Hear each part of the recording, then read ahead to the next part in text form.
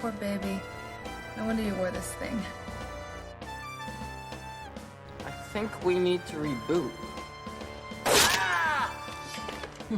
That does not count as a kill. Yes, it does. You pass! Welcome to the good, the bad, and the sequel. This is the movie podcast where we're talking sequels, and we do it in two parts. The first, an interview with an actor or someone involved that made the film worth watching. And the second, a discussion of the sequel, what they got right, what they got wrong, and how it could have been better. Really hope you enjoyed last week's interview with script supervisor Daniela Sayani. Man, talk about somebody that started in editing and what she went on to do. Boondock Saints, Big Fat Greek Wedding, Suicide Squad. Great chat. So go back and make sure you check that out. But man, I'm so excited because this was just cutting it close that we almost didn't have anybody for Friday the 13th. And luckily, I'll introduce him in a second. He busted his hump, and now we have like a bunch lined up. So that'll be a lot of fun for coming months and for next year. But yeah, so Jason X. Jason Goes to Space. Everybody else went to space before this. Leprechaun, Hellraiser. Why not Jason? And I can't wait to talk about, yeah, they all went to space before this. Hellraiser went to space too? Yep. Oh my goodness. I think in the fourth one, yeah. Ugh. So yeah, so I can't wait. That groan was my co-pilot on the sequel watching journey, Jamie Riccardi. Jamie, how are you doing today?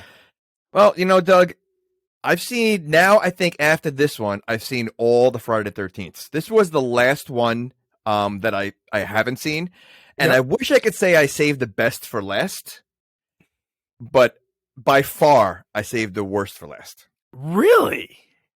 I mean, between this and Jason Goes to Hell, I mean, they're both bad, but this movie I did not like. And, you know, if we can group, I know we talk about like annoying characters in movies. This has just a group of characters that are so unlikable that I did not like the movie. Let me guess, you liked it. Well, no, here's what I'm going to say. And I'm going to be honest and upfront. It's watchable. I mean, honest, like, but the one thing I have to admit right now to everyone that listens and everybody in the entire world is I always shitted on this movie because I remember seeing the trailer and I remember like hating it because I love all the other ones really. Besides Jason Goes to Hell, which gave a shot at something, it just didn't work. There's so many characters in that movie that I was like, this could be cool. There's so much of it, like the body switching I didn't like. But this movie I like crapped on. Like I didn't even like give it a chance. I think I might have rented it once and threw it off. I could say now looking at the behind the scenes to everything, it's not great. It's ahead of Jason Goes to Hell, but to me it's watchable. I like some of the kills in it and what they did with the movie. I think that's the thing I can't wait to talk to you about. Okay, so here's the problem. So, you know, the fact that it's part of the franchise is a problem for me because this is not a Jason movie. This is not a Friday the 13th movie. This is an alien in space. This is Aliens with Jason. Like, you know, like it's exactly. You got the Marines. It's not a Friday the 13th movie. So like, that's probably my biggest problem. If we took it out of the franchise and just made it, listen, there's a killer in outer space on a ship, you know, it's a little bit more watchable, but to put it in that franchise when it's really not a Friday the 13th, I think that changes things. Now, granted, after listening to the interview, and I understand, you know, what they were trying to do with the special effects and everything else. Yeah, you know, I could see it being pretty cool, you know. And yes, some of the kills are cool, but it's just not a Friday the 13th. It really isn't. But what's really cool is like we got into it a little bit when I was talking to Daniela, but like the full picture behind the scenes. If you ever on a drive to work, there's like a 30-minute documentary with Sean Cunningham, his son, who is the producer, and the writer. Those are like the main people, Todd Farmer. And they just talk about how like they tried, dude, there was like 18 scripts for Freddy vs. Jason. And it never got greenlit. So while it was sitting there, they basically like purged that script a little bit, not the space part. And they were like, what can we do to make a Jason movie? Because he's been literally on ice since 93 because they didn't want to screw up the story. They couldn't do another one, really. Like, even if they wanted to, like, what the end of Jason Goes to Hell, Jason gets pulled into hell. That's what the end of that is. So wait, so this takes place after Jason Goes to Hell? Yeah. So this happens. So what this does, this happens like in the future. So what they basically leave for is that the fact that when Freddy vs. Jason eventually gets made, that all happened. So Freddy vs. Jason does not get affected because this movie takes place in 2009. The beginning of the movie. Wait, hold on. All right. So timeline wise, Jason Goes to Hell, then it's Freddy vs. Jason, then this? Yeah. But Freddy vs. Jason was made after this. It was made after, yeah. Okay. But Freddy vs. Jason takes place before this and then this movie. They did that to, like, who would really, honestly, think of the timelines of the movies. Like, really? Because the 7th movie, the opening scene of the movie, which I know you haven't seen that one. We're going to cover that in summer. I did just a long time ago. Okay. In the beginning of the movie, the little girl, Jennifer Benko, who we're going to chat with, we just could never, like, connect. But her dad goes in the lake. Jason's in, like, supposedly, like, there. And then we get a flash forward of, like, 15 years. So really, these movies don't really, they do, like, move way past the year that they came out. So timeline wise, I don't know really, like, when these movies are taking place. I don't think it matters anyway, because somehow Jason looks like he's not banged up in any movie. And in every movie, he's sliced, he's burnt, he's, hung. I mean, like, I think he was macheted in the face. Every movie, he starts from scratch. Like, not one bruise on him. Except the 7th one, which I think you'll enjoy. The guy that directed it, John Buechler, who did one of your favorite movies, Ghoulies Go to College, he went to all the movies and watched them and wrote down all the marks that he had and added them to the end. Jason, you see his face towards the end of the movie, and they have the slice in the head. They have everything, dude. It's pretty cool. So that's the way it should be. And you do see his face in this movie, too. Although he's got a full head of hair in this movie. Oh, that was weird. How do you grow hair? He didn't have hair in any movie, and somehow he has a full head of hair in this one. Again, all right, we got to get into this movie.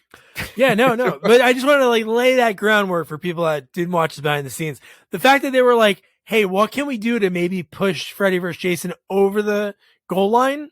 Because they were close. They just couldn't get the right script that, like, New Line wanted to do. Did they have other options besides space? There are some. I did write them down. I mean, but they all had to be in the future or different planets, sort of. They had to go. They couldn't mess with that timeline. Yeah, but I just feel that if you ask me for 10 options for Jason, and I understand we've done the Crystal Lakes how many times, I think space would make the top 10. I mean, I'm sure, like, there's listen, put him on a train. You already had him on a boat. Put him on a train. Wait, so Under Siege 2, but with Jason. Why not? You already had him on a boat. I mean, I think that would be more enjoyable than having him in space. No, I think, how about if you just took him out of Crystal Lake? Like, what if he, like, not even on a train. I mean, like, what if because he never has that. He only has this thing of killing the campers, like killing who's around. He went for 5 minutes. He did for 5 minutes. No, but what I'm saying is, it'd be great if in one of the movies, because they never brought final people back except in the first or the second, and they killed her right in the beginning. Wouldn't that be great? In one, he, like, follows the girl to another town, like they do in, like, Scream, like when Nev Campbell, Sydney goes to college, all those people get all chopped up. It'd be great to see Freddy, like, I don't know, goes in not Freddy. Jason in Paris was one of them. Jason in Paris? I don't know how. That's ridiculous. I can see. What about Jason, like, in the middle of a war? Like, Jason versus Hitler. Jason. Oh, he's going back in time. So now you have him, like, with Doc Brown, time traveling backwards, and he's killing Hitler. You know what? I'm for that more than in space. If he can somehow go back in time and somehow Hitler's trying to deal with him, I'm in for that. And it's Jason. Jason versus Hitler. Jason. Jason versus the Nazis. That's you just put that in the ethos. I hope the 13th movie, which, because next year Friday the 13th is in October, dude, they really need to figure out and get a 13th movie out there. Wait, there's 12? Yeah, if you count Freddy vs. Jason, yeah. Oh, okay. All right, and then you have the reboot, new one. See, and the reboot, yeah. You know what? I never saw the reboot.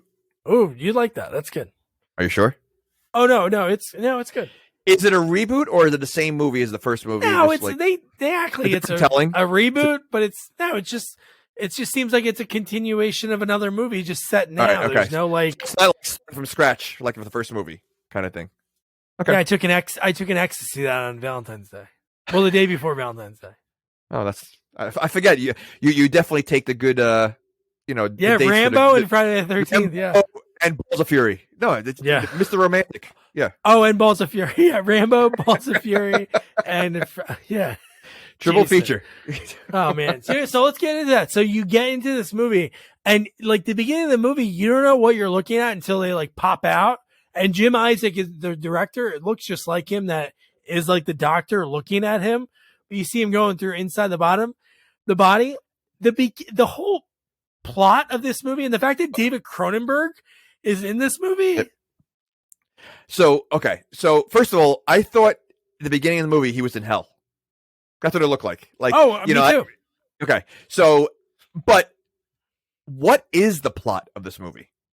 Like, I know, I mean, outside of the small thing of the guy wants to keep Jason around for what, for whatever, like, what's the plot? Like, I don't understand what the plot was. Well, I'm going to say all the Friday the 13th really don't have a plot. It's really just where can we put Jason for him to kill? But it was so weird so Cronenberg, funny story real quick. Jim Isaac, like worked with Cronenberg for years, like learned from him. And he said, hey, can I use your crew for this movie? He goes, yeah, but I want to be in it. And I want to have a really cool death, which he does have a cool death. Like his is awesome. But no, the fact that she thinks, so it's Dr. What's her name? Nora? Yeah, that works. Dr. Nora. That sounds right. So anyway, she's like, yeah, we're going to cryogenically freeze him because later in the movie, when they explain the whole reason why, they tried firing squad. They tried like every way to kill this guy in 2008 or 2009, they said, and nothing worked. So he's like, oh, I'm sorry, but we're going to take him. We're going to use him in the military. Okay. So first of all, that's taking place in today, right? Before when they freeze him. Like 2008, 2009. Yeah, that's what I mean. Okay. So the fact that they have that, it wasn't that far in the future. But when she said that we tried everything to kill him, hanging, firing squad, all that stuff, how about chopping his head off? Like, how about chopping his head off? He'll never, that's the one. Why don't they ever think about that? Like, they tried everything else. Like, they're not thinking that. Don't you think that would be the ultimate, like, all right, listen, we can't kill him anymore. We tried everything. Chop his head, not even just chop his head off, just chop every limb off, put them in different parts of the country, and they're not going to find each other. Well, they do chop limbs off in this movie, and he does come back. So, yeah. But okay, why would you have to chop off limbs if you're chopping his head off? Well, you never know. He could still do. Maybe it still works without it. He's a zombie. Remember, after 6, he became a zombie. I'm willing to try to chop his head off and see if he's going to be alive than to say you don't know if that's going to work. I think that's the ultimate that not one person thought of doing. They were like, let's fire at him. Let's hang him. Lethal injection. He's just dead. Working. and they say like drop him out of an airplane or something. Drop him. Well, again, which the worst scene in the world. It was okay. Yeah, I didn't get that now. I think that was in the trailer. I think that's what I didn't like. Was it in the trailer? I think that was. I think you're right. I think it was in the trailer, and that just made things. All right. Yeah, I'm getting angry now. Yeah, I don't want to get you angry. All right. It's Friday the 13th tomorrow. Come on. So Rowan, her name's Dr. Rowan, which I kind of liked her character in this movie, and I think her and KM, who was the robot, the android, they actually ended up right after this. There was a show called Andromeda that was on for 4 or 5 years. They were both on that together. Like that's from cool. This, they met, and then they were on that show. Okay, but she's a doctor, correct? Rowan is, yeah. Rowan. And she just knows how to handle a gun later on, and You know, well, we learned this. Olivia Munn could handle a gun. That's my point. Like, it's like they never like they somehow always. If you gave me a gun that looked like that, I think it would take me a good 10 minutes to figure out. Like, all right, you know, where's the safety on that? Where's you're talking about the end? Yeah, I think you're talking about in the beginning when she has a shotgun. Yeah, at the end she grabs a random space gun and just goes, "Yeah, it's like riding a bike." Yeah, and then somebody says, "What's a bike?" Okay, some of the lines in this movie are ridiculous. I mean, you know, so yeah. What do you mean All hockey? Right, I mean, what's that carbon for filtration mask? Oh, it's hockey. It was banned in 2024. So stupid. Well, I think they were like, "What is that?" Like they were like so surprised at what they saw. But I could see her using a shotgun. First of all, she's so scared in the beginning of the movie, and then at the end of the movie, facing the same thing that she was scared of, she had no problem. Yeah, she became Rambo. She froze. She froze. So she's the same person. Nothing changes unless like Correct. those nano spiders. Maybe they did something Correct. to make her brave. Correct. And how long was she frozen for? 450 years. Okay, No atrophy. Oh, I guess probably the spiders helped that. Oh, and okay, we're not at the frozen part yet, I guess, but I have a problem with the frozen part also because Jason, first of all, somehow slices right through that thing, but there's a hole in there, right? So there's a hole. So would that machine work? Because everything that was frozen in there would come out when they're trying to freeze them, like the air or frozen air. So like, I don't think it would work. Yeah, I think that's why when it was, what a way to go. Like you, we can talk about that now. We can just go back to the Cronenberg part. But the fact that she gets him in there, she like coerces him after he mutilates, he kills everyone. And she tricks him sort of, right? She hides. And for some reason, he looks in there. She hides. Yeah. Shotgun blasts him into there. Gets this psychopathic killer that I think they said had 200 plus kills under his belt, and she's gonna gloat and look in the glass and get stabbed with a machete in the gut. No, but remember when she's like, "Oh no," because it was like cryogenic breach and all the doors locked. She's like, "Oh no." But would she stay frozen because she's out of the machine? I guess it freezes everything. That's what the backup is. So that thing was like created for criminals. That was Demolition Man. No, I get it, but wouldn't you thaw out if you're not inside the machine? I think when it closes the whole thing, the whole room becomes a big chamber. Maybe. Yeah, but nothing else was frozen but her. Well, no, I guess the stuff over him was kind of looking frozen in there. But I just thought about Demolition Man. This movie is Demolition Man. It's this and you know what? You're right. It's that and Aliens. Oh basically. Yeah, well yeah, they don't freeze. They're No, not freezing. But I'm just saying the movie itself. Could you imagine if she woke up 450 years later? And the first thing they say, like some guy's waiting there with a like a clipboard, and he's like, "Hey, you really screwed up this Jason thing's 450 years ago. Here's the bill." like an Aliens, like Jesus Christ, like. You know what? It's funny. You I forgot that happened in Aliens. Amazing. No, so to talk about the Cronenberg part. So he plays like Dr. Wormer. And when he is like telling Rowan, like, oh, the plan now is we're going to keep him. We're going to use him as a soldier that can live forever and can't do any, can't die. And the best is when he goes, don't worry, his man can handle it. And the guy's like, don't worry about it, ma'am. And I love that how about the room that Jason was in? It was like a empty office floor, like big ceilings, all chains. Like, why are there chains hanging everywhere? But you have one guy at a desk. Isn't he at this point though? He's dead, even though he keeps coming back alive. Yeah. So like, see, and why are they leaving the mask on him? Well, look what's underneath it. No. So you're saying ugly people should have a mask? Should everyone should be issued a mask? So if anyone, so if you're ugly, there should be a law that you should be wearing a mask. A beautiful person mask. So who's going to tell the ugly people that they're ugly? I don't know. Don't tell me. Doug, do me a favor. For now on, start wearing a mask. I'll wear my Bradley Cooper mask. But yeah, I mean, like, so they have him. Like, I mean, in reality, he should not be wearing a mask anymore. Like I don't know where he should. Like I don't know where he should be, but he shouldn't be there. I'd rather have him in like again, he can't drown. Wouldn't you put him in like a tank or something? Okay. Isn't the place also called Crystal Lake? Oh, don't even get me started. Yeah. Okay. Wait. What was it called? Crystal Lake Lab? Crystal Lake Research Facility. What? Crystal Lake's a campsite. Yeah. It's so ridiculous. Like already, like as I'm watching this, I'm like, all right, I could see where this is going, and I'm going to hate this movie. That's what I'm telling myself. And we're 5 minutes in. I love that Cronenberg goes, I want to transfer him to my to the Scranton facility. So they were like, what's a good distance away from Crystal Lake? So where did he go? There's a Crystal Lake facility in Scranton. Oh yeah, probably, or maybe that's Scranton, the Dunder Mifflin facility or something. But So dumb. I don't know. But how about the guy that is at a desk?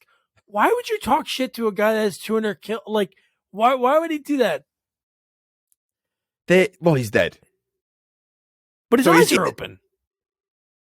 Are they? Because I mean, like he doesn't move. I mean, and he has one eye throughout the whole movie. Well, no. Doesn't he lose it? Yeah, for most of the movie because Dr. Hottie. Yeah. Rips But I it mean, there's always creeps. Like it's almost like he's in a morgue. You know, like I mean, he is dead, and those people that just stay with like the dead people are always weird. Always. But were you expecting that when the guy threw the bag over his head? Were you expecting like them to be switched? No. That was cool. No. Yeah. No. It's. Ugh. That was very like un-Jason-esque because usually it's like one-on-one. He's never doing, but besides the cornfield scene in Freddy vs. Jason, for the most part, it's just one-on-one, two-on-one. Like that's what he does. So that scene was cool because within like 15 seconds, he kills 7 people. I wrote that down. It's, like they definitely don't waste time in the killing, and like, they definitely go over the top. He does a lot of head smashing in this movie. Like there's a lot of head smashing. But he's very un-Jason like in this movie. I feel like he's way more creative. He's way more taunting and creative in this movie. That's true. Now he does do like different things than Kane did in the other ones. Yeah. Well, again, I guess they had to change it up, but he doesn't seem like a Jason. Like if he didn't have the mask and he just had that ugly face the whole movie, it changes the whole movie. Then I'm like, I'm okay. Yeah, no, like I said, they just had to figure out how they could do it to get this moving. But one thing that was pretty cool after watching Jason Lives, and I've seen all the movies a bunch of times, but a shotgun is like what does damage to him, because when that girl shoots him with a shotgun, he goes down. And then when I watch Jason Lives, the sheriff in that movie, he's shooting him with a shotgun. He's falling over every time. And then once he's out of bullets, he uses his handgun and Jason folds him backwards like within seconds. So shotguns continue that. Well, I think shotguns are the only thing that slow him down. I don't know if it doesn't damage him, but it does slow him down, but they always run out of bullets. Like they're never prepared with extra bullets. Like it's always like, all right, we almost got him. We got him. And he's about to fall off something. And they run out of bullets. It's always like the last second when they almost have him, and then Jason comes back. Yeah, and then we cut to the future, the same facility. She's frozen. Jason even like it's almost like he's like, oh shit, I gotta look good. I'm freezing, and he puts the machete in the air. He froze like Han Solo. He looked like Han Solo. He was Han Solo. He was the same, and I mean, and like, wouldn't like that kind of like destroy the machete also? Like the fact that the machete, the mask, everything stayed intact. Yeah, right. You think at least the mask would shatter? Something. No. And the fact that this is 400 years, somehow that machete stayed sharp as anything. Sure, it may be even sharper than usual. Yeah, well, he didn't use it until later in the movie. Well, no, he uses it right away by accident. Oh, I know. No, so we'll get right into that. He was an annoying character, by the way. Do you know who he is? I don't. Okay, so I know you didn't see the first Harold and Kumar, but he's the drug dealer in the first Harold and Kumar. funny parts of his scenes are really funny. But you'll remember this Tommy Boy. He is the kid that's yelling at Tommy on the boat. And remember when the girl goes, "Shut up! I know where you live. I'll come find you." It's that kid. That's it. That is like, "Hey, get over there, you lord ass." So he plays an annoying character in every movie. Oh, dude, he is so annoying in this movie because just thinking that first of all, they enter the facility, and I know it's 450 years in the future, so they have to look different. They almost look like Land of the Lost. Who are those creatures in Land of the Lost? They have these weird. I'm like, are these creatures that are about to find Jason? Yeah, and these are students, right? Like, why would you bring him into that? Like, I mean, what are they like? That seemed like a dangerous. You don't know what was down there. It was 400 years. Bad adults. The professor, which, dude, this professor he makes the sleazy principal in Jason Takes Manhattan look like an angel. This guy is the worst. This guy's a creep. This guy is absolutely the worst. Yeah, yeah, yeah. And so yeah, they go down there and they find Jason. Again, the annoying guy was he the one that opens it up by accident, or no? It was he was, because the stupid coffee cup got frozen to his hand. Because the professor said don't touch anything, and of course the annoying character is going to touch something, and the cup freezes, and freezes saying so to unfreeze it, he puts it on the machine. Is that what yeah, like, oh my goodness. Then his arm gets chopped off, and then you're like, holy shit. Like, what's going to happen with this guy? And then he didn't the robot. He didn't seem like he was in that much pain, though. When the arm fell off. It was that sharp. So you think it was so sharp that it was just like almost like a paper cut. It went so fast. Sharp and so cold. So maybe really cold does the same thing as really hot, and it cauterized it. And then that girl right away, there was no blood. Yeah. No blood. There was no blood. And he was almost like, ouch, my arm just got cut off. Yeah. Like it was really like no emotion. Well, there isn't a lot of emotion in this movie. There's like very little emotion. No, there's none of it. There's more sarcasm. Even when someone dies, they're sarcastic. Like there's no, I have a scene later in the movie, and I really hope you caught it. I have the clip. It really, I don't know if it was a mistake and they left it in the movie. It's mind blowing. We'll get to it later. It's like towards the end of the movie. But yeah. Right. So then how about the fact that they would bring Jason? Like, really, I don't know if I would grab a hulking man that had a machete. Like, I don't know if I would bring anybody that was wearing like a mask like that. Like, I don't know. And he's huge, right? So he's a huge guy. Not to mention, you have basically a dead woman right outside of where this guy was. You can't put two together? Like, I mean, that makes no sense. Like, why wouldn't you just leave him there? Like, that made no sense. They don't make a lot of smart decisions in this movie. Maybe they're like very super, super progressive in the future. Like, hey, let's hear him out. Maybe like she was the aggressor. This girl that's covered in these tubes, which it's almost like we saw her freeze. Like she was already frozen by the time we cut out of her frozen frame. And then she wakes up with all these tubes on her like a blanket. So you're saying that maybe they're looking at her as like she was the killer. She was the killer. And trapped the innocent victim in the machine. She stabbed herself. This is like a lifetime investigative discovery. She stabbed herself and put the mask on and made him look like the bad guy. See, that's a good movie. No, really, that is a good movie. Yeah, that's a good twist.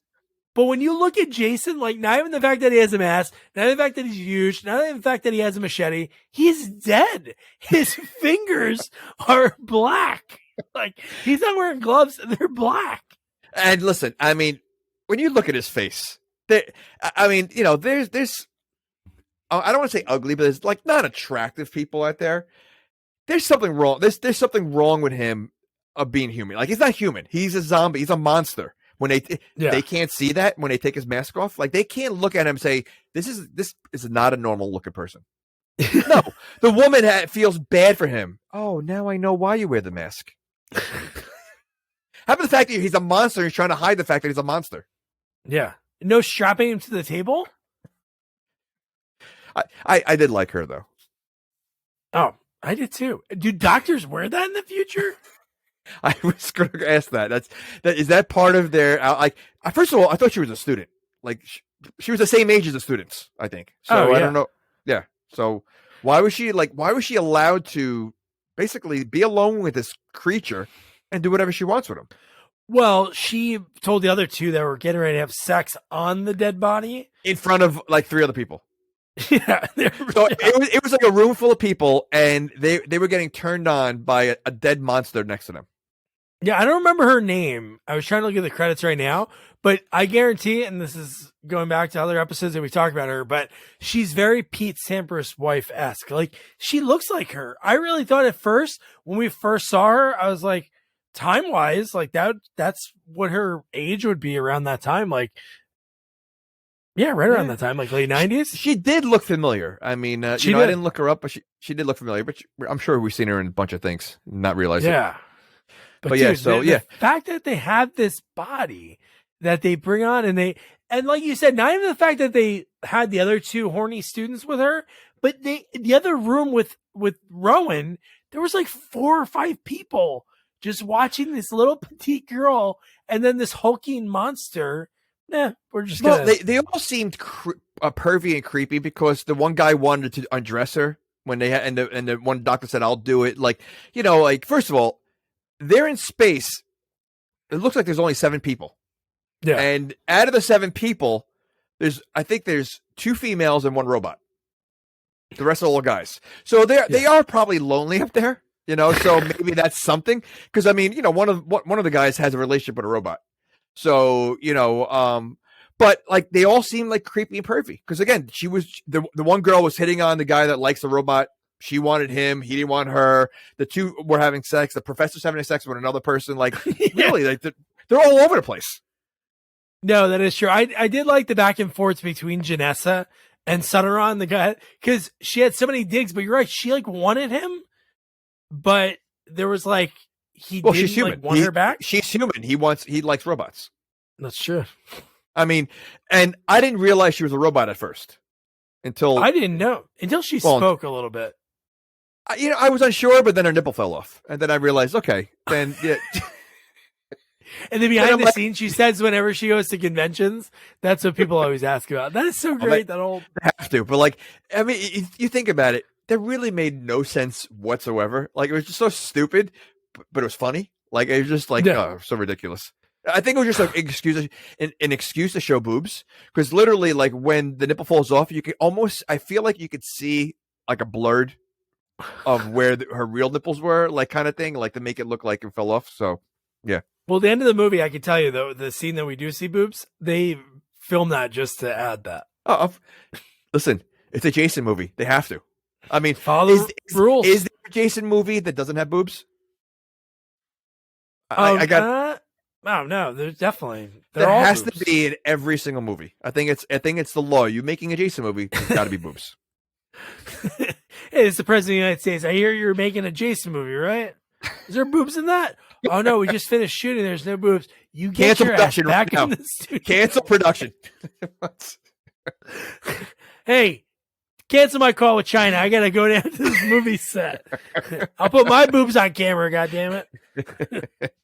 Do you think that counts? Like, if there weren't any boobs, but there's man boobs, do you think that would count as like? Would that make it? Not that you want to see that, but I'm just saying, would that count? Straight to DVD. So, all right. So man boobs go straight to DVD, but other boobs go right to theater. Okay, right to the theater. So nano spiders, they can do a lot. They put a guy's arms back together, and then also it can sew clothes, because on the girl, not only does it save her, it puts like a chainmail dress on her. A new outfit. Yeah, it gave her a new outfit. Well, I mean, later in the movie, we see it does a lot more than that. So, I think it's almost like a 3D printer that those spiders that basically could create whatever it wants. Anything it wants. Anything. That's really what it, because what it does later on makes absolutely no sense. None. Why can the computer? It's 450 years into the future. The computer does whatever it wants, I guess. Yeah, I guess. So it's like Hal. It's like Hal on steroids.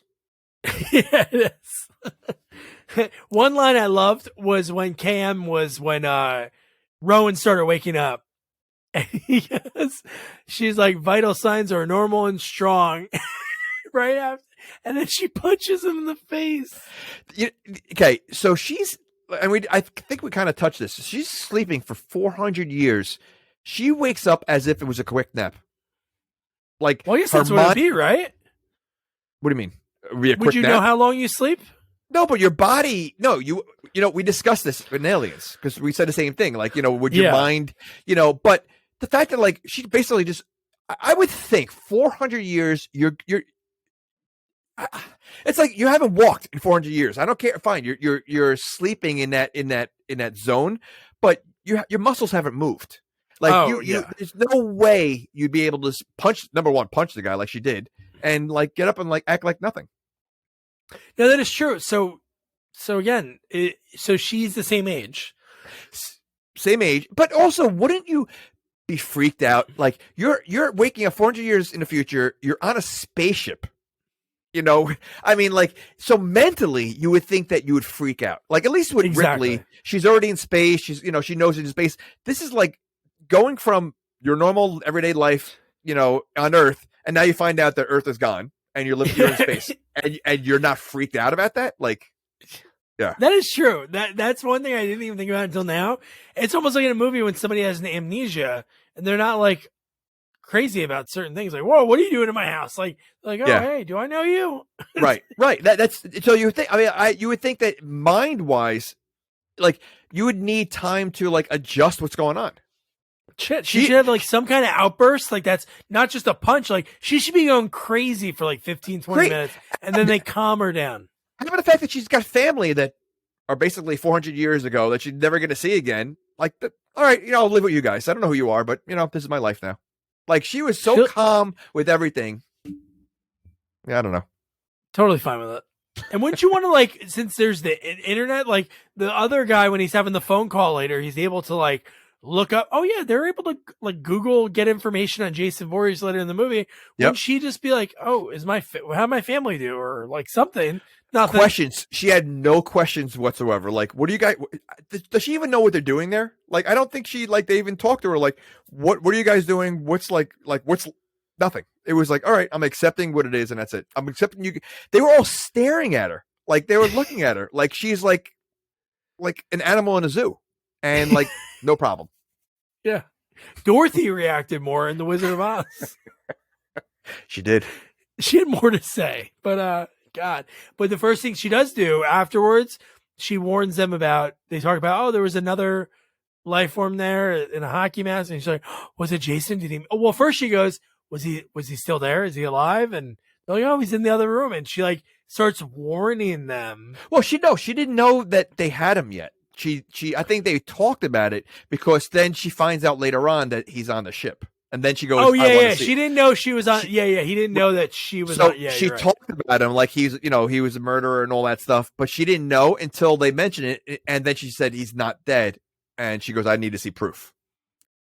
So that's what it was. Wouldn't you want to be as far away from him as possible? Knowing she knows he's clearly alive. Why would you want to go see proof? You know, he's alive. Yeah. So no, that's when she had like the ballsy. She turned into like John McClane, like in seconds. She turned it all around. I want to see this body right now. I want to see him laying on the table, and then we'll talk about that scene real quick. But here's what we have to talk about. I played in the intro, but the fact that Janessa, who I really liked her in this movie, I thought she was a great character in this movie. Her sassiness towards Sonoran, and I think her outfit was awesome. Like the costumer in this movie, the future has some rad clothes, but I don't know, her and the professor, because I hated that guy. I knew he'd be that sleazeball. That was a sleazy scene. It was, you know, it was almost cringy. Like, it was cringy. And like, I wasn't sure at first if it was going to go in that direction because, you know, she was obviously, it looked like she was just trying to raise her grades. And I thought he was going to, like, part of me was like, you know, he's not going to fall for it. But then I'm thinking, this is a Jason movie. This is a Friday the 13th. Of course he's going to go for it. and so weird. It was just so weird. But that's why he's worse than the principal in part 8 because the principal in part 8 was like, get away from me. I don't want to do this. This one, the guy's like, I'm all in. And don't worry, I have my own purple lingerie. Oh, that was so weird. And that definitely was not the first time. Like the way, exactly. This is like something that's been going on for who knows how long. And yeah, wearing that outfit. Why? I don't know nipple clamps. If listeners were at sequels only, I don't know if nipple clamps have to be that wide. Like, should they be like a little tiny? Like, just grab it. When she brought that in with the wine, I'm like, are those are clamps? And I'm like questioning where she's going to use them. And they really show you her using them in like full detail, like twisting and pinching like there's no tomorrow. Like he must have like 5-inch nipples. Because the way she was, those things are huge, and the way they were using them. Yeah. They went to the actor like right after that scene. They're like, hey, I have his name right here. They're like, Jonathan, Professor Lowe, I'm so sorry. The camera wasn't on. We have to do that again. I'm really sorry. Should have pulled not that hard this time. And then they go, okay, rolling action. And it's like, oh, sorry, we have to do it just one more time. Like, I would hope a scene like that is like one take, because that's going to be weird. No matter what, it's like a sex scene. And you're wearing a dress the whole time, a purple lingerie thing. But what do you think the interview process was for? Like, when they're casting for that, they're like, all right, not bad reading for the role now. Can you, take your shirt off and let me see your nipples? And nope, too short. You got the next guy, and we got it down to 3. We got one guy's like 5 inches of nipples. The other one, they're not as long, but they're pretty strong. Jonathan, we want you to do this part so bad. Oh, I love the script. This is great. Whoa. Why are page 36 to 41 stapled together? Oh, those are super secret. Yeah, don't read them until we get to that part. Listen, we can't find anyone with big nipples. I heard a rumor that the janitor, Bob, has really big nipples. Let him. He became the big nipple guy in Hollywood from that day forward. And you know what? He didn't have to wear. You know what? They didn't have to show the robot's nipples. That would have worked. Although this went to the theater, right? So they had to add that other part. Oh, okay. You think you're going to go in the theater with this? Oh my God. But here's what I got to ask you about. So the Friday the 13th movie, when all of the sequels with Jason, he comes back just to kill. So this is the first one. Obviously we see him like he gets electrocuted to come back in 8. It's 7. Telekinesis brings him up. 6, a bolt of lightning. 9, eating the brain and then going to the bodies. In this movie, sex, knowing sex happens makes him so angry that he starts to bleed and wake up. That has to be it, right? I thought he was thawing out. He was thawing out, but the timing of it, that we were cutting to the guy on top of the girl.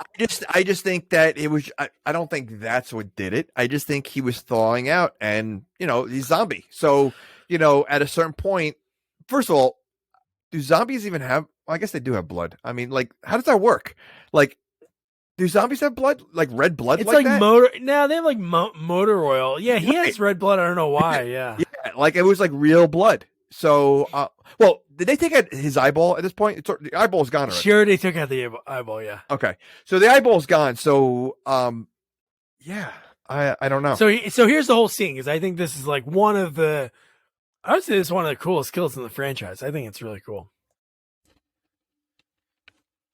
Oh, there he is. That's not gloves. That's black hands, right? No, those are gloves. He's wearing gloves. So Jason bought gloves one day? Weightlifting gloves. It looks like weightlifting gloves. With the fingers at the end. Could you imagine being her? Really, you're going back into your thing, and look, the sex is what sex happens. He hears a moan, a groan, and he gets up. Maybe it's the heat. So much passion. Maybe. And the heat just got. The fact that he just sits there. He just woke up from a nightmare. Imagine being her, really. You don't know his backstory, but you know how scary he is. You look over and they're not there. She kind of looks like the girl from Mortal Kombat. Oh, yeah. That's her. That's Pete Sampras' wife. That's the one, right. She could look like her. It looks like she really. He's copping a fuel, by the way. Jason. Maybe he feels left out. Oh, this is like the greatest kill. The fact that they use this, you see her face freeze. Ah. And the fact that you see her, like her head without her face, that's all frozen. Yeah. No, again, the kills are very cool in this movie. I mean, they obviously went all out because, being science fiction, it's just, I don't know. It's just so weird. No, it definitely is weird, but it's cool. The way that happened, I think one of the special effects guys told the writer about, like, oh, this would be a really cool kill. So he added it to the script. Like, that's how he got it. That was cool. Because I think they did it in another movie, like a similar kind of like cryo kind of like kill like that. But then from here, how about the weird phone call? Well, right after that, Jason finds the futuristic machete. But we go. Okay, wait. What would that be used for? Like In it a was. It was to say Yes. it's along with all the other instruments that a doctor would be using. First of all, they're scientists, right? They're not even. Are they doctors or scientists? Well, we just talked about this. Yeah, they're doctors, scientists. They're the same. Oh, the same thing. Okay, all right. I don't know what those tools were because they're all big tools. I guess they're sawing these people up. Like if you're going to bring someone in for questioning and you need to get some answers, you roll out that mat that has all the weapons in there, and that machete would be in there. That's like cutting off fingers. That's what it's for. Dexter would have that. Dexter would 100% have that. Yes. Wouldn't it be a great Jason movie? Like just spitballing here. What if he was like? What if that was the plot of this movie? Like the people that were on that ship, that's what they were doing, like harvesting organs. And then Jason ends up like, even though we're seeing the people die, as a watcher, you're kind of rooting for him because they're actually bad people. That would be good. That would be good. Or how about a crossover of Dexter versus Jason? Because Dexter's always going for like a serial killer or something, and it's Jason versus Dexter. Yeah, that'd be pretty good. Showtime. Bring him back again. So then we get, so the professor, when he's talking to the guy on the video phone, which I don't know what that was, he was just talking about, like, I found this girl. She's going to be the oldest person alive. Oh, how many people have you found? 500? 1,000? The fact that he woke him up and he just looked aggravated from the beginning of the phone call. Like he really did not want to talk to this guy whatsoever. Like he just, like you said, yeah. Oh, 400, 200. What's a big deal? It's a big deal. 400, 200. You think about, take away 200 years from now or 400 years. How much has changed in just 100 years? That's a big, that's not a big deal. It's no big deal. 250, whatever. What about the other body? What about the other body that's on there? He's like, Jason Voorhees. And the guy's like, Jason Voorhees? And then he's like, oh, that's a slasher. And he's like, yeah, I could bring up some money. And then in my head, I'm like, where do people live? Like the fact that he goes, oh, rich people will pay a lot for that. Yeah. We don't know anywhere else. Like, where do people live? Mars? And well, the guy when he called him, he looked like he was like sleeping in a pod. Like he was like a small little. Yeah. So like, yeah. I mean, where are they? First of all, what planet are they on? Because they're on Earth too, right? Or there is an Earth too. There is an Earth too, yeah, which we don't even see. Yeah. No, we don't see any planet. Like, what are they on? Like, yeah. and why are these students in space? That's where colleges are, because there's no, I don't know. That again, there was no like really like the fact that would be a cool movie too. Like, what if they're like, oh, they sell it to some rich guy and they think we're gonna hunt this Jason, and then he goes back at them. But yeah, it's so weird to mention that, like, oh, sell this to this rich people. Yeah, it's like, where are there rich people? And it seems like he owes money or something. The way he was like he feels like I need the money, like for what? Oh yeah. Like they don't even talk. Like, what does he need money for?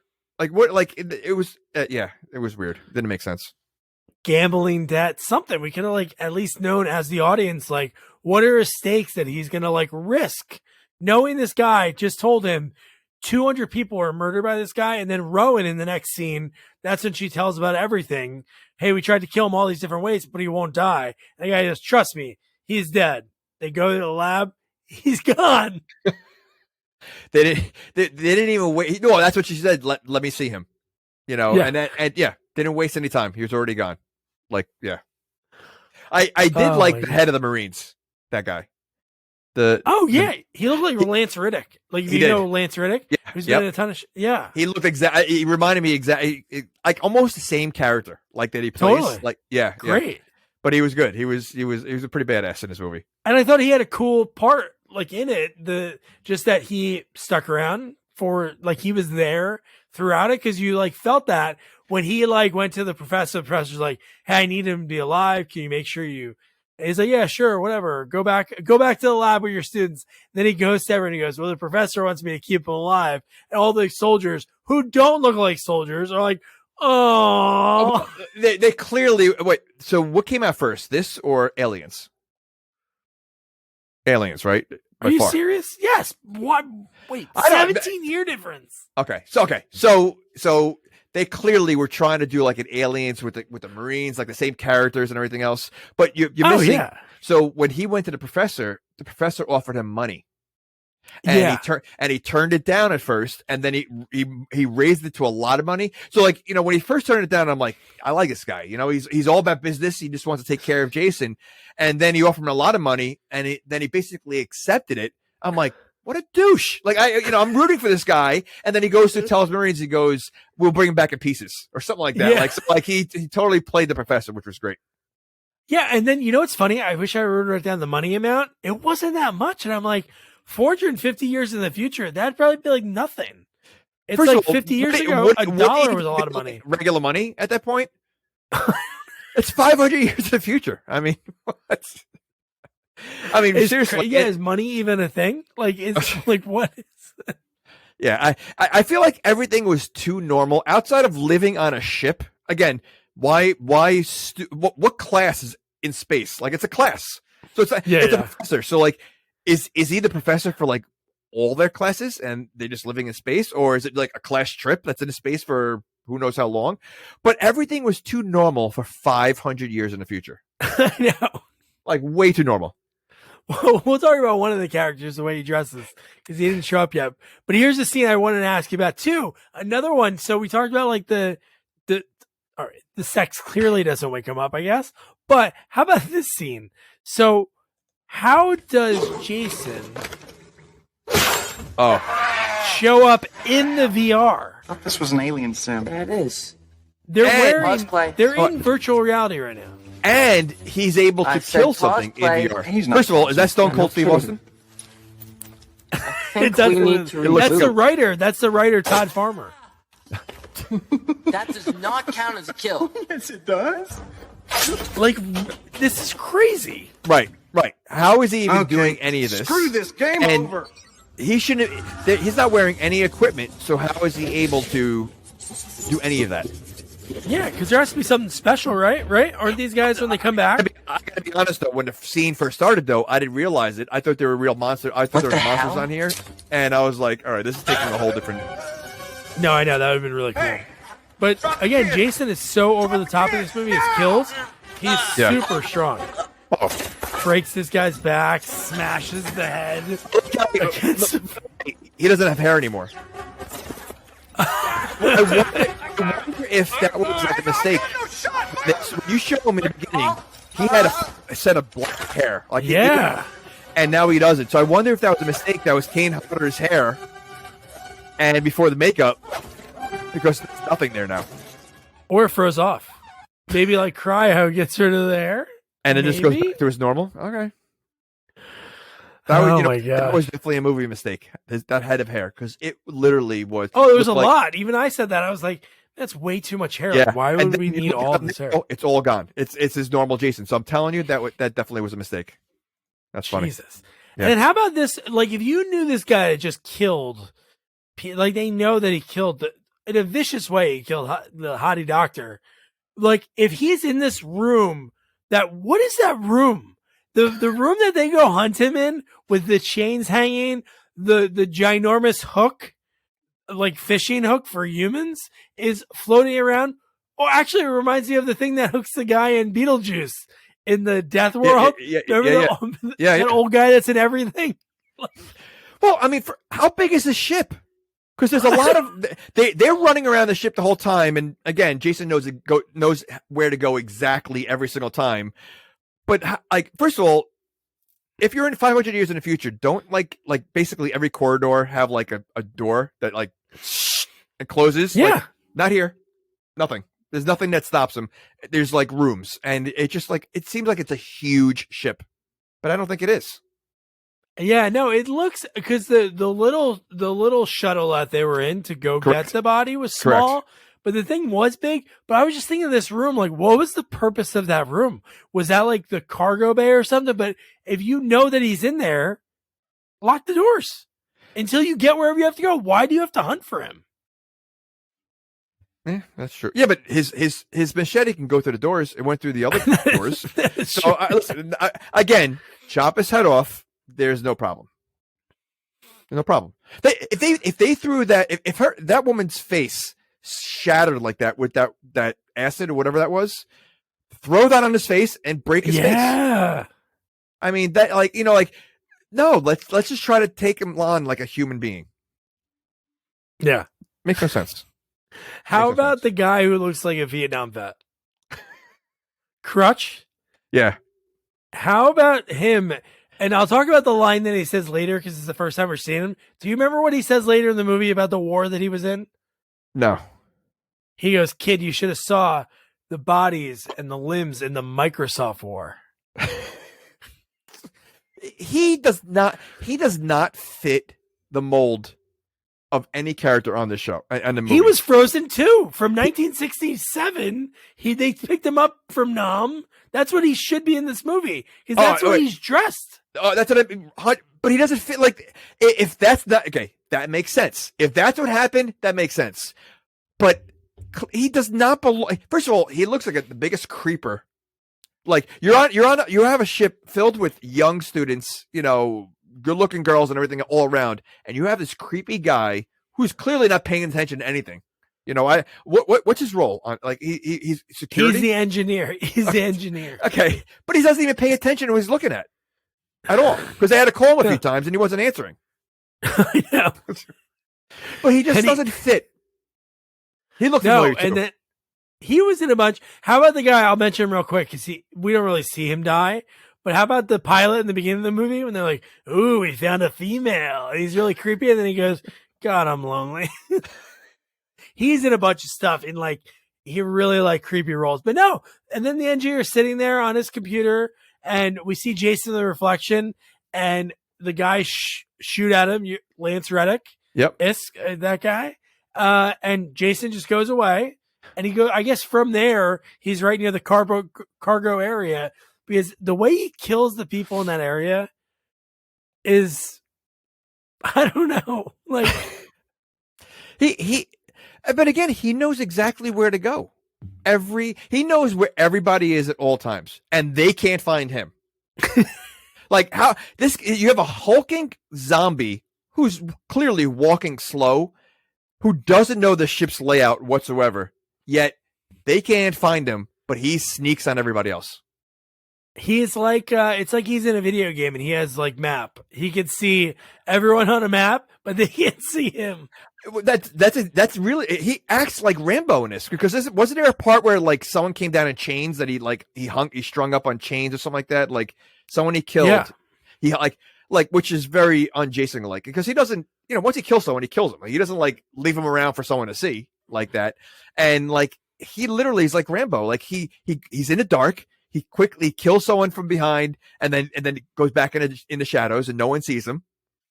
How does he do that? and these are the Marines. They're trained for this. Well, we'll talk about the Marine after this. After we talk about this one kill, how about when he fights the guy on top?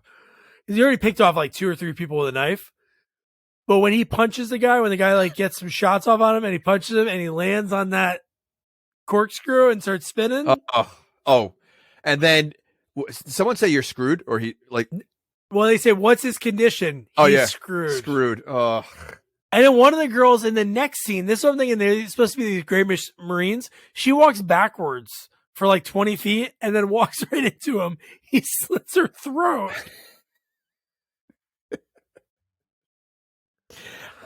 And no one hears him. No one hears him walk at all. It looks like everything's made of metal. Like you would hear, yes, you would hear everybody walk. And again, this guy has like size 15 shoe. You know, you're going to tell me you don't hear him? And he's a zombie. I don't think he knows how to be careful. You know, it'd be great if they cut to him and they showed him tiptoeing. Jason, is that you? Like Fred Flintstone bowling? But no, but the fact that he gets hooked by a guy, the guy shoots the shit out of him, hooks him on. What is that hook for? I have no idea. Like, what's the purpose of that? But anyway, he hooks him up, and I love that because your guy goes, I think his name's Braddock, and he's like, hey, keep your eye on him. He's not going anywhere. He unhooks himself, chops him in half, and then very aliens-like, the guy crawls half of his body to like a grate. Well, he literally, like, he has him where he wants him, and then, as usual, turns his back. Like, they never finish him off. It's like the Chong Li syndrome. You know, you knock your guy down, you don't wait and brag, you finish him off. They never do that. Yes. They never do that. And yeah, I mean, like, just so ridiculous. So ridiculous. They're not trained at all. So, and then we get Braddock. He has like a little 101. He's like, you think a poke in the ribs is going to kill me? So stupid. And like, yeah, I know he was a tough guy, but he was a little, at this point, he's a little too tough guy. And he goes, that'll do it. Well, no, he goes, that's not going to do it. He said, I think he says, that's not going to do it. And then he goes, yeah, his last dying words was, that'll do it. So stupid. So dumb. Holy crap. So then we get, it's really right now at this point, it's the students and the pilot's already dead. We don't see them yet, but it's the students and Crutch, the Vietnam War vet guy. That's all that's left. And the professor. So that's like all that's left in this part in the movie. So how about, so there's a whole, like, what else blows up? There's something else that blows up in this movie. So the one girl tries to escape in the escape pod when they told her not to leave, and she crashes into the ship and she blows up. Yeah, but isn't there like a planet Solaris or something? I wrote that down. Solaris blew up. Does Jason get credit for those kills? There's something that happens that's something else. The helicopter that was trying to help them. No, that was at the end. I think there was something else. I don't know.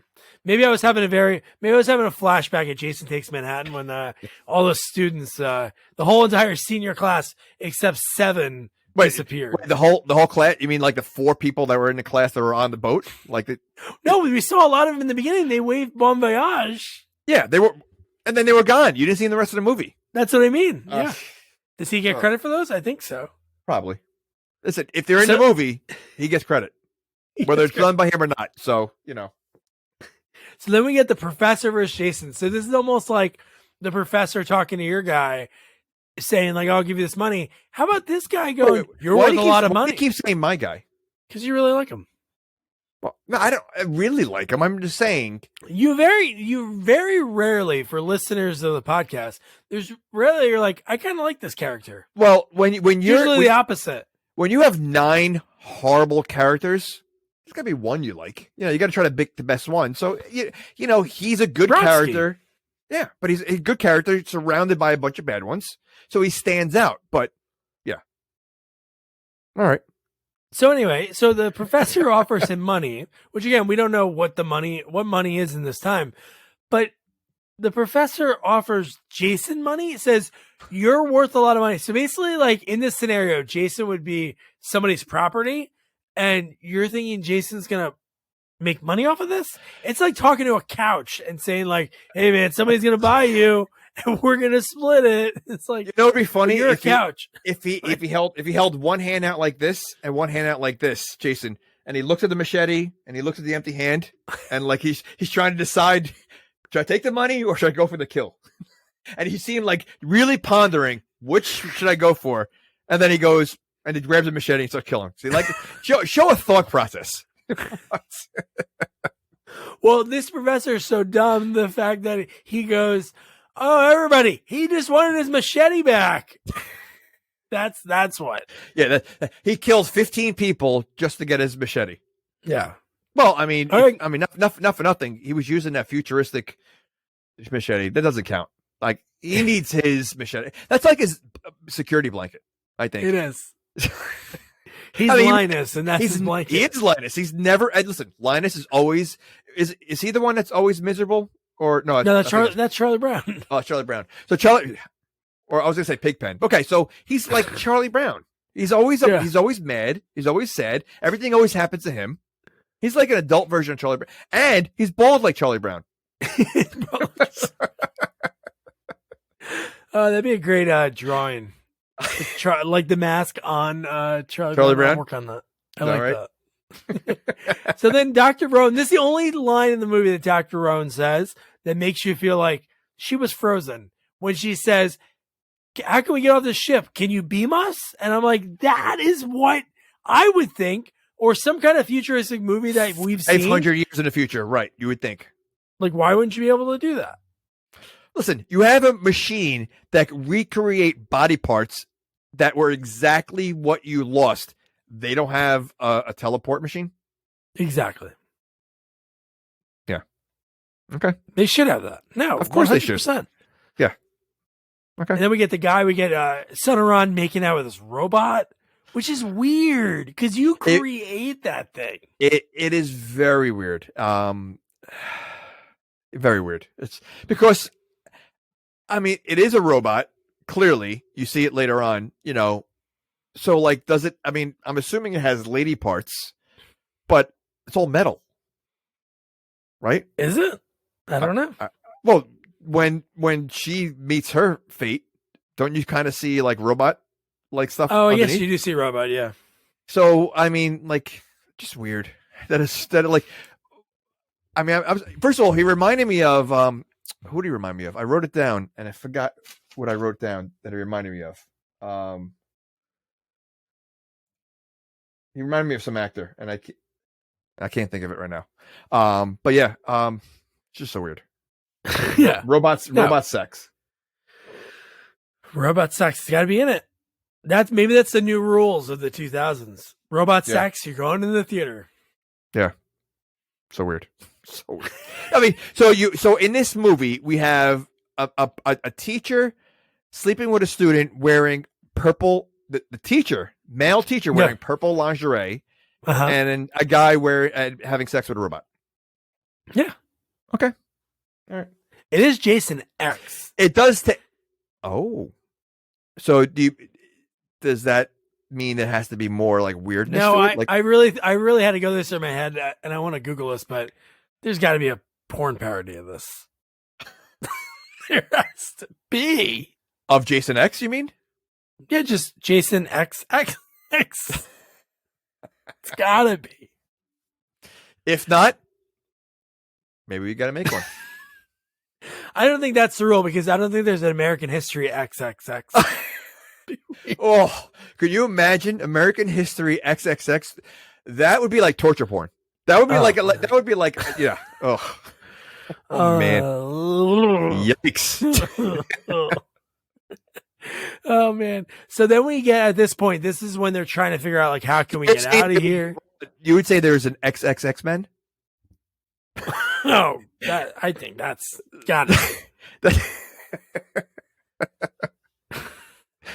Yikes. All right. Oh man. So then we get them trying to figure out like how can we get out of here?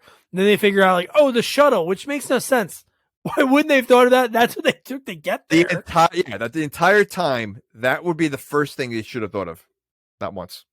No, yeah, unless there was a shuttle that was farther away, but they made it seem like it was because Crutch, when he was setting everything up, I'm getting it online. And I'm like, I don't think you would have to get that little ship online. So the shuttle must have been something far away they had to go to. Okay. So is there a time restraint? Oh, no, I don't think there is. That's what I'm saying. So, like, okay, so it's far away. Okay, that means you're getting further away from Jason. So even so even if it was far away, okay, good. Like, lock the door, the last room that Jason was in, and run, because clearly he doesn't run at all. And if they just ran to the shuttle, everything would have been fine. Yeah. They're clearly not bright in the future. No, they're not. And the only bright part was Crutch when he borrowed the other guy's sweatshirt to wipe off the pilot's dead blood from his headset. Is that just to put that on? So stupid. Great. So stupid. And here's another huge question that I have that has to do with Crutch, and it's a very short scene. Do you know what I'm going to mention to you? I'm not sure. Okay, so his death. So this is his death scene. Okay, Going home. just listen. Oh, shit. Why does he laugh? Why does he laugh? And Jason would never do that. Jason He would never do that. No, I get that. But Okay. why would he laugh if he saw a guy that he knows is dead, like head on a stick, pretty much? Well, maybe he thought it was a prop. When he goes, ah! Well, listen, he died laughing. He did that. He did what he's always loved. Crutch. But seriously, Jason would never do that. Like he's gonna walk around with the head on her and like, Yeah. Oh, so stupid. It was so stupid, but I had to watch that over and over again because I'm like, why would he laugh? Wouldn't you be like, oh, this dead I know this guy's dead. How is he alive right now? Yeah. No. Okay. God, he gets killed, and then that's what causes the girl to panic. Yep. Whose boyfriend died. We didn't even mention they were like just not having sex. Jason sliced them up way early in the movie, but she panics. She starts driving, but the fuel line is attached, so she crashes into the ship. This is the explosion I thought you meant. Yeah, but I was thinking there was more people that died in some scene. I don't know why I wrote that. I wish I did. Really? Well, not in real life, you know. Oh, okay. No, I meant like really. Do you really wish yes. I remembered it? Oh, okay. But yeah, Hopefully somebody tells us. Tells you if that there was another scene with people dying. There were only 6 actors in the movie. I know, but I feel like there was something else that something happened. I don't know. Maybe you're thinking of Star Wars. Maybe I am thinking of Star Wars. Alderaan. Alderaan when it explodes. Yeah. Oh my gosh. Unbelievable. But yeah, so how many are left now? Like 4 or 3? KM, Janessa, Sonoran, Rowan. Okay. So 4. Oh, and the other guy. So there's 5 people left at this point. Okay. So KM, again, obviously the guy after he made out with her, he upgraded her. The Yep. fact that they think they're about to die after the girl locks the door and like they're stuck. And KM does quite the number on Jason. Okay. Did he have enough time to upgrade the robot? Like if he could have done it all this time, why wouldn't he have done that all this time?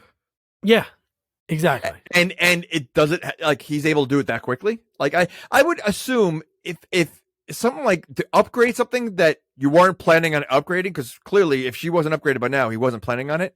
Why? Yeah. Like it couldn't be that fast. Like he just basically brought her to the room. It's like he plugged her in, and then so it was almost like she became a Matrix, like in the Matrix. That he plugged her in, like, and all these like images flat, go through her mind of how to be, because she's dressed like the Matrix. She came out looking like Trinity. Oh yeah. Definitely inspired by it. But I love when she faked that she was hurt at one point. Yeah. Just to get him close.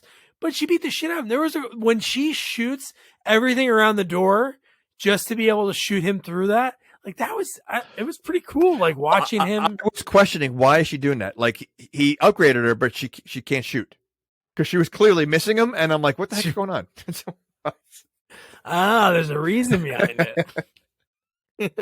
And then to add insult to injury, she throws the machete right into his stomach and then blows his head, and his legs are getting blown off and everything. He's completely like destroyed.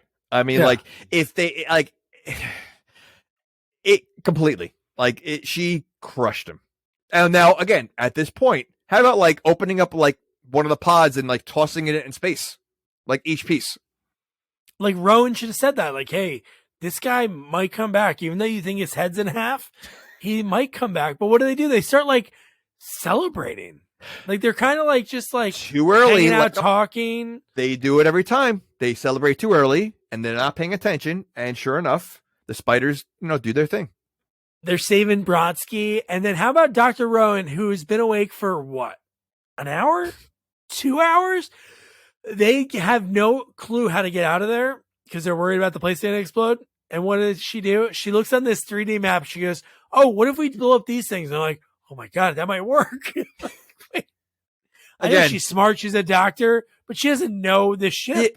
But she point to that. She's way smarter 400 years ago than they are 400 years in the future. Like, they were really dumb. Remember, meanwhile, you have a guy that created a human robot that can have sex. To make out with. Right. So you're going to tell me he couldn't if he's that smart to do that, he couldn't figure out any of this? Yeah. He's kind of useless in this movie. Well, until the end. Yeah, that's all he does. Yeah. That's all he really does. Yeah.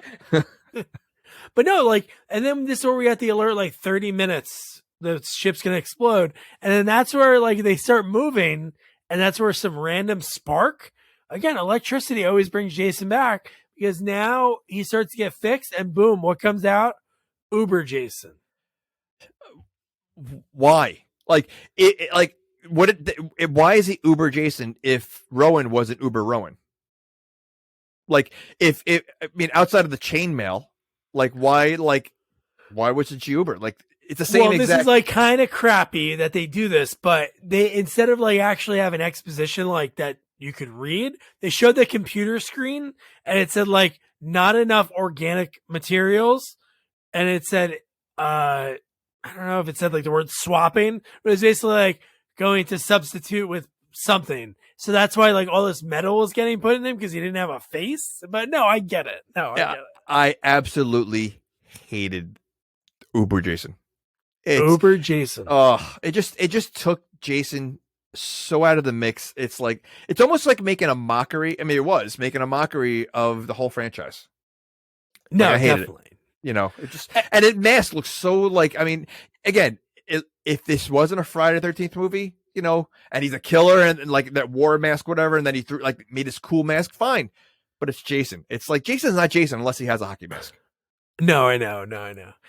Kane said everybody was scared to look at him on set with those red, the red eyes. Red eyes. Yeah. Trying to think, what do you put those? I don't wear glasses, so I don't know. Contacts? What are those called? Contacts. Red contacts. And there's eyes. You have two of them. One, two eyes. Yeah. But no, that whole scene, but I did KM when she's I think I can take him. And she goes to punch him and he's just all metal. And she goes, you guys might want to run. And punches her head off. Well, he's done that before. He has that move. He has that one uppercut that punches the head off. The second one he did. That's in his repertoire. Yeah. But I love how the guy that created her is carrying her head around him. He made Rowan go back and get her the head. Yeah. So yeah. And the other guy, he had a really cool kill in the movie. I can't think of it. I wrote down his name. Oh, Waylander.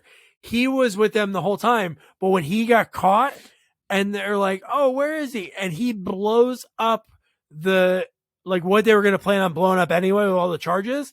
Yep. And then Jason's pretty much floating around the outside.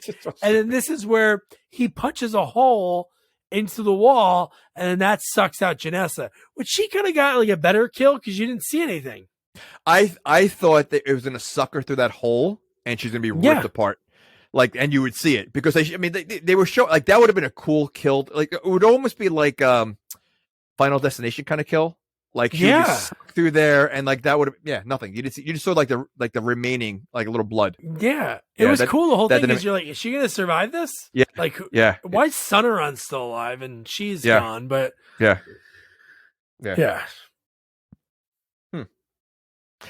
And then is this where we get the Crystal Lake simulation? We will get to that, but how about her final line in the movie? Her final line is, "This sucks." Oh.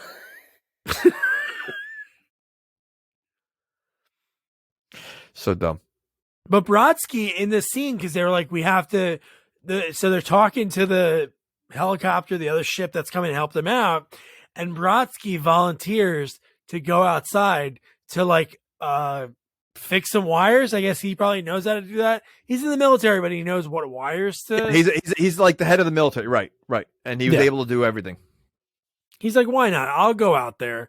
So then they have to distract Jason, and I love that this guy sees Jason, and he goes, "Oh, what do you know about him?" And this is the scene. This scene is just.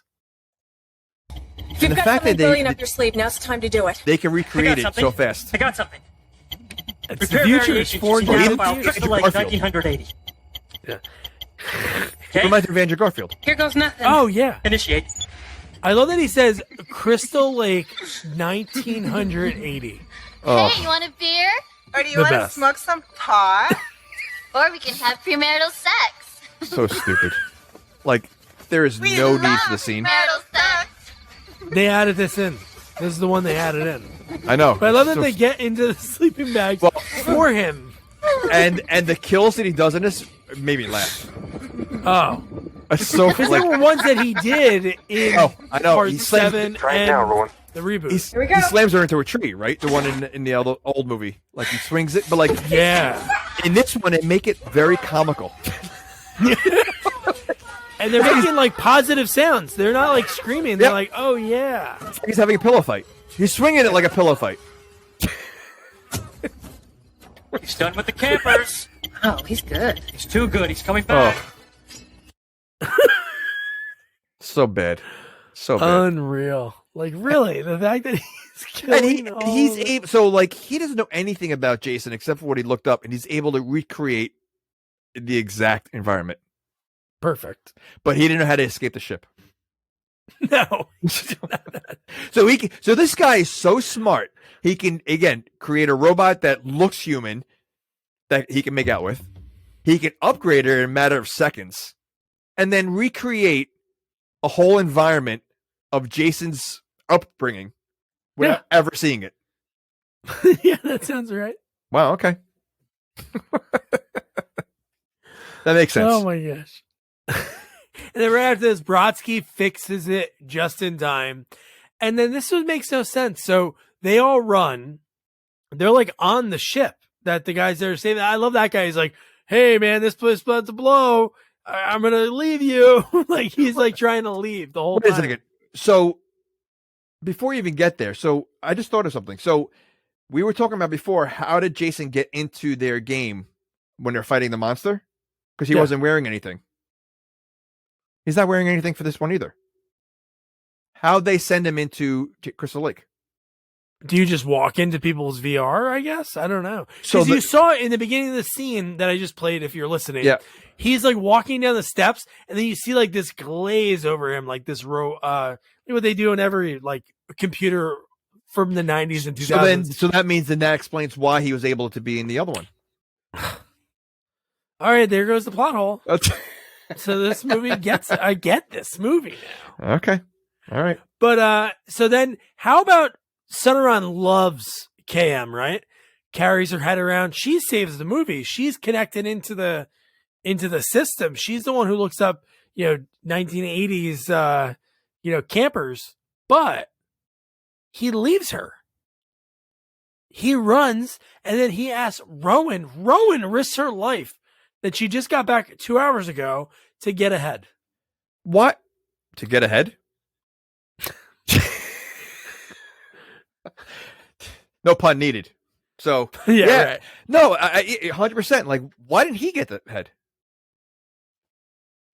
I mean, and why is she stupid enough to do it? And she's like, she doesn't even know the ship. Like, I mean, this guy should, like, do they never do, like, escape plan, like, in case anything goes wrong, like, they know the quickest like an exit? emergency drill? Yeah. They should. Nothing. I don't think they've ever done it once. And it almost looks like they have no emergency exits anywhere on the ship. For a ship that size, you would think they would have a couple, around. There's not one.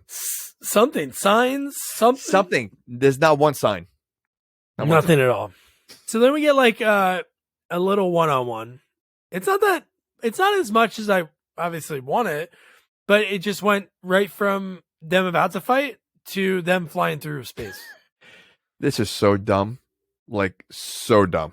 They must have cut something out, because I don't know if they would really just want it to end like that.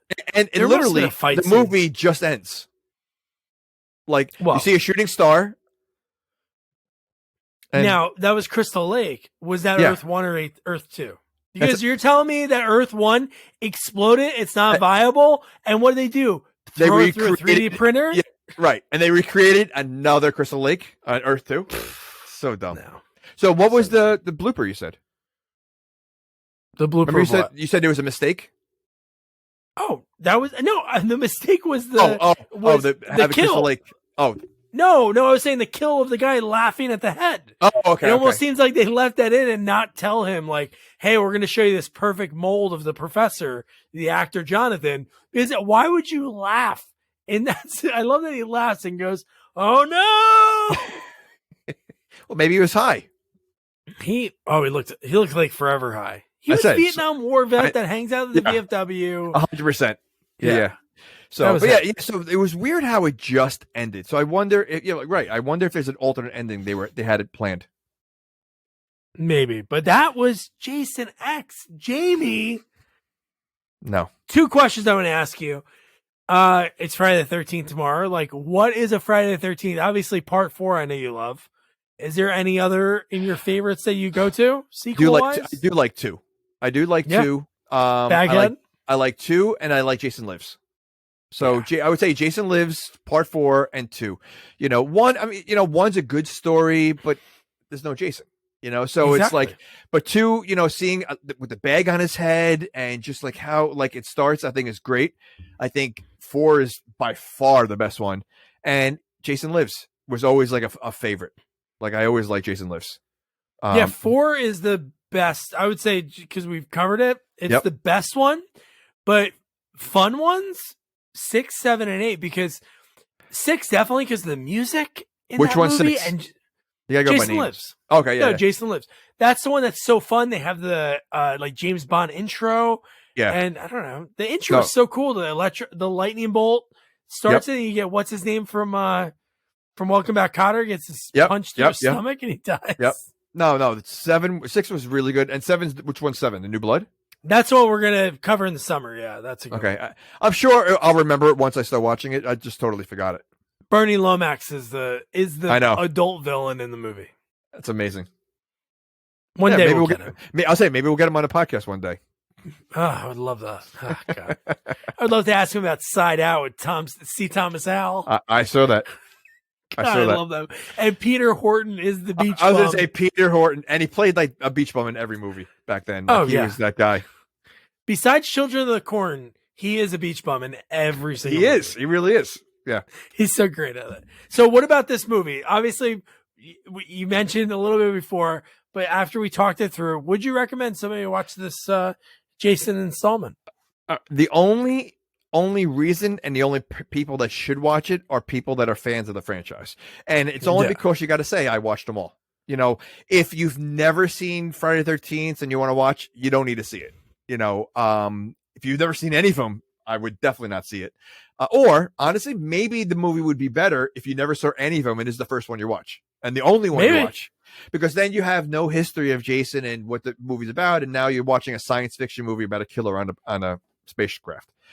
So, but I mean, yes, you have to watch it at least once, but I don't think you need to watch it again. It's not a good movie. But I think it's just part of the franchise and just, you have to. Yeah, no, that's what I agree. And I think the reason that I was so like, it's 2002, I'm like 15. It's not like I'm highbrow, like think I'm better than it. But I think because at that time, that was a spoiled time for horror because you were getting these new kind of teenage college slashers. So you had like the Screams, I Know What You Did Last Summer's Urban Legend, Final Destination. All these movies were coming out. And I think I was just like, oh, Jason, this is going to be awesome. I'm like, I was just like but now going back, revisiting after what we do and talking to people involved and watching like the behind the scenes, for me, the fact that they were able to make a movie with this timeline that they couldn't screw up Freddy vs. Jason, so they wouldn't ruin that because that ultimately was so cool to finally come out like only a few years after this. And so I think, I gotta watch it once. Do you know how it did? Like, did it make money?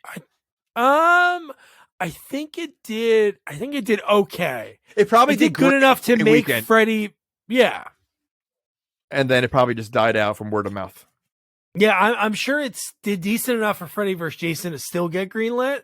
Right. I bet you if it's super bombed, but I think people are just so happy to see Jason come back. I think even now, any type of Jason movie would do well.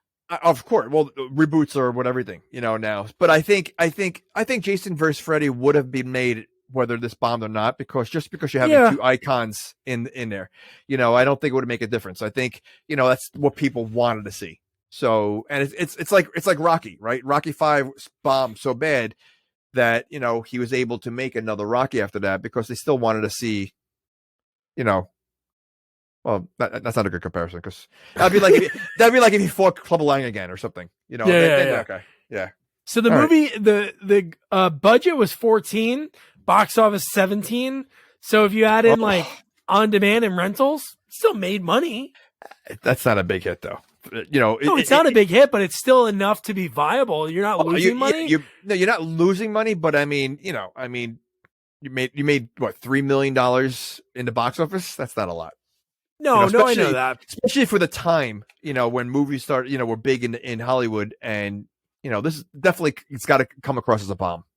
Like what did Rotten Tomatoes give it? Oh, I don't know where I don't see that now. But when they did the reboot of like the reimagining in 2009, that made 92 million. But it's crazy when you think about it. This movie, they were like, "Hey, we can make this all on a soundstage in Toronto." But you have to make everything, so that's what costs a lot of money. Yeah, but all that futuristic shit. How long in advance? If like, what was like the distance between the last movie and the 2009 one? Like, when was the last one before that made? Oh, that's a good question. Well, the only reason I say that is because obviously, when again, it's like Scream, right? So Scream wasn't around for a long time. Now you bring it back. So 2009 was the last Friday the 13th. Now it's 2020. So that was like 6 years after Freddy vs. Jason. So it's still a long time. It's still a long time. Yeah. I guarantee you, if they made a new one now, and you're in the theater, and all of a sudden you hear, and then like you see like a start of the trailer, people would go nuts.